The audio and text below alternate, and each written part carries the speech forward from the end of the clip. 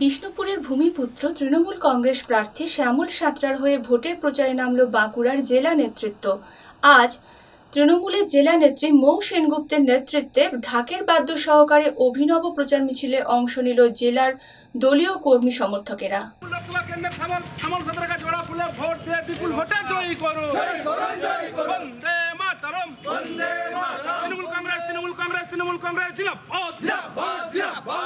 তৃণমূলের প্রার্থী তালিকা ঘোষণা হতেই কোমর বেঁধে প্রচারে নেমে পড়লেন বিষ্ণুপুরের তৃণমূল প্রার্থী শ্যামল সাঁতরা। সকালে দলীয় কর্মীদের নিয়ে নিজের গ্রাম ডিহার পাশে থাকা হেতিয়া বাজারে প্রচার সারেন তিনি।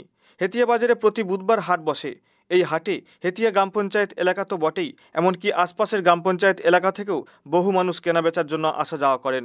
একসাথে বিপুল সংখ্যক মানুষকে পেয়ে সেখানেই আজ ভোট প্রচারে নেমে পড়েন তৃণমূল প্রার্থী। হাটের আনাজ কানাজ ঘুরে মানুষকে তৃণমূলে ভোট দেওয়ার আবেদন জানান তিনি।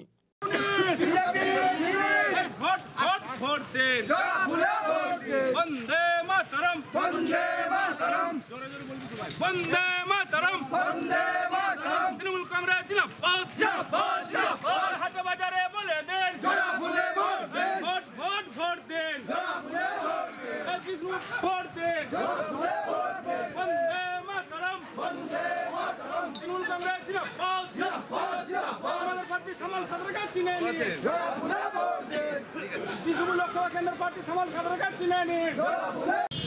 উদ্দেশ্য যে অনেক দিন এখানে আসা হয়নি, মাঝে মাঝে সময় পেলে আসি আর কি। সুতরাং নতুন করে কালকে যেহেতু ভোট ঘোষণা হয়েছে, অনেক বন্ধু বান্ধব থেকে শুরু করে যেহেতু এখানে আমার জন্মভূমি অঞ্চল, কালকে অনেকেই ফোন করেছিল যে অনেক দিন দেখা হয়নি আসার জন্য। দেখলাম সকালের দিকে একটু ফাঁকা আছি, সুতরাং চলে এলাম আর কি। চলে এসে সকলের সাথে দেখা হলো, সকলে উপস্থিত ছিল, অনেকে কনগ্রাচুলেশন জানিয়েছে, কালকেও জানিয়েছে এবং আজকে দেখা হওয়ার পরে অনেকে ধন্যবাদ জ্ঞাপন করেছে এবং এলাকার বিষয় পরিস্থিতি নিয়ে আলোচনা করেছে এবং তারা উদ্গ্রীব রয়েছে কিভাবে ভোট প্রচার পর্ব শুরু করবে তারা।